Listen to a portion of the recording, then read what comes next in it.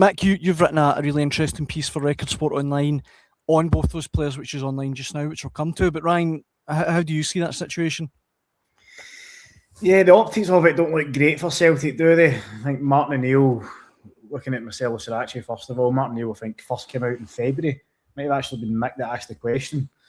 And he stated that if he was Celtic manager next season, he would like to keep Marcelo Saracchi at the club. We asked him, I lost count of many times we asked him about both Saracchi and Iheanacho on the pre-season trip to Dublin and Algarve, and he made it clear he wanted both of them in the door, and I think he was quite confident that deals would be struck. So I think it came as a big surprise that neither are going to be at Celtic next season. You can argue the merits of whether they deserve to be there or not. I think if you look at Marcelo Saracchi, first of all, I know Mick has written his piece and make his points, but for me, I think if you're looking for a player, a tried and tested player who's experienced, so Marcelo Saracchi is 28, he's experienced, he's played at Champions League level for RB Leipzig, so he is capable of playing against the elite.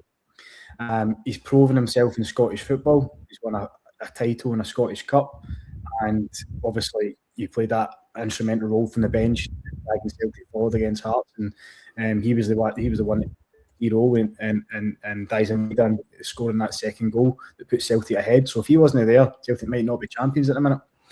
And then obviously you need a deputy for Kieran Tierney as well, someone that isn't expecting to start week in, week out, but is willing to kind of play that backup role and get minutes where he can. So I think when you consider all that, plus the fact that it was only going to cost £1.5 million, I think when you consider all that, it doesn't make sense to me that Celtic haven't explored that. I was in touch with Saracchi's camp throughout the summer, and it was made abundantly clear that they were expecting, or they were wanting to pursue this deal.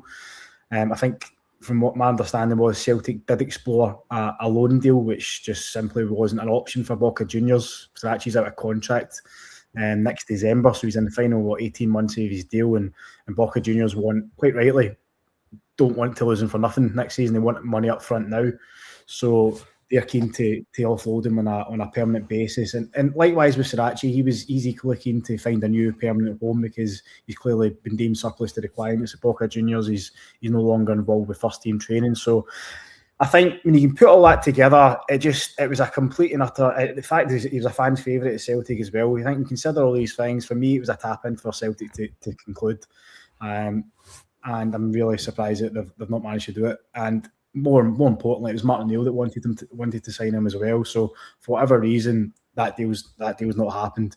He wasn't demanding an eye-watering sum of money, which Kelechi Iheanacho might have been doing, but.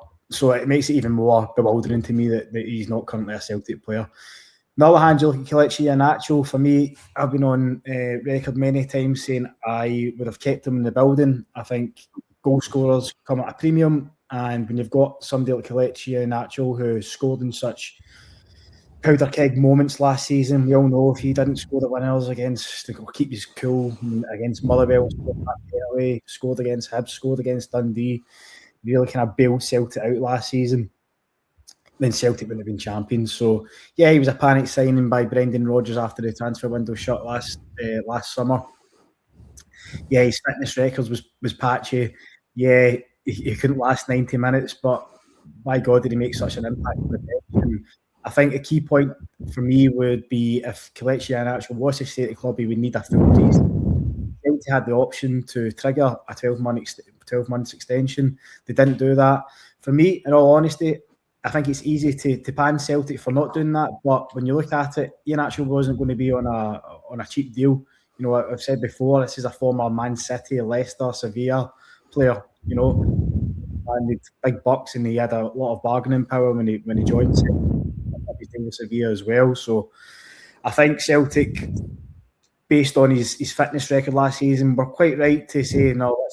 Let's try and reduce his salary, and I'm not sure the contract length. I think Celtic we're looking at a potential 2-year deal, but obviously he's ended up in Bursaspor for a 3-year deal, and it looks like he's on more money as well. So I think that's another one that was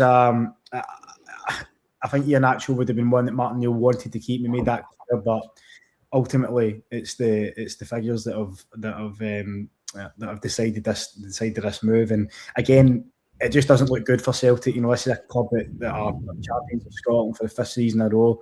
They're hoping to compete in the Champions League this season, and you know they've lost out to a Turkish second-tier club. So it doesn't look great, especially when the managers again has stated that he wanted them. But look, it's down to Celtic now and the Celtic recruitment team, the Celtic board, and obviously the manager to find replacements. And you know, I think if Celtic can push the boat out some marquee signings, like some of the names that have been floated in the last couple of weeks, then you know, Kelechi Iheanacho and Marcelo Saracchi might be forgotten about this time next year. So we'll just need to see. Like Mick mentioned earlier, it's a monumental 5 weeks coming up for the club before the transfer window shuts. It's just over a week away until Flag Day, and we really need to take more signings in the door, especially if Dyson Maida is going to be leaving this week. I just think these two are PR failings rather than transfer failings. I've got to be honest with you. I mean, you're talking about the impact that Iheanacho made. What impact? He scored 9 goals in 24 games. He managed 90 minutes. What, many times this season? Did he manage at all? I don't think he did. Didn't score a goal between October and April. He was fit from January. Wasn't picked because he was sauntering about in training. He only really got back in the team because Thomas Svankara got injured and had to leave after a pretty low-key start this time. So, I mean, listen, there's no doubt he's got the first touch of an angel whispering in your ear. Beautiful, I mean, lovely football player, but unreliable. I mean, Celtic is it a main number 9? He was a main number 9 wages. He came in late, remember, last year after the window on a decent whack of money. The problem that Celtic got is the dithering. What Celtic should have said is, right, by the way, see that 1 year option? You're not getting it because you're on too much money for what we get. We need more than 9 goals from our number 9. Can't hit double figures. I'm not being funny. Celtic striker doesn't hit double figures. You failed, right? So you say you're not getting the same dosh as that because you didn't deliver what you were signed to do. You can get that money there. You've got a week to decide because they want you back in for day one of the season because you need a pre-season because this lumbering about for half an hour a game isn't going to cut it. And if you don't want it, then we wish you all the best. And I don't think many people would have had a complaint at that point in time if that's how it transpired. Letting it linger on, letting that thing expire, then going, they'll go back to you and then offering you lower money, which is fine, by the way. That's all it's worth.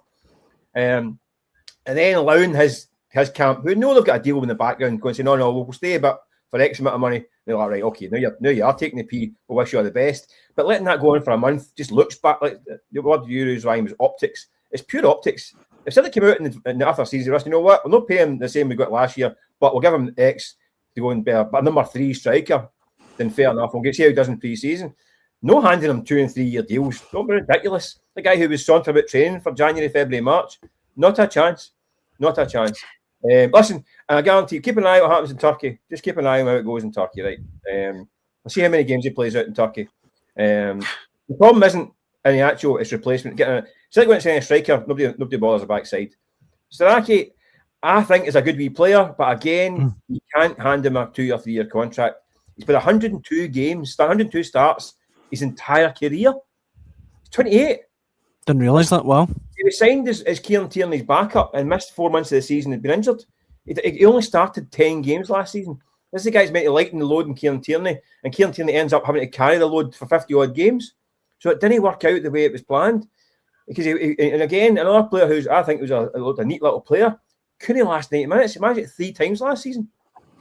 So I mean, again, so if you get him on loan, you think, well, fair enough. Handy little backup if he stays fit, if you get him on loan. 3 year contract? Sorry, pal. That's not going to happen.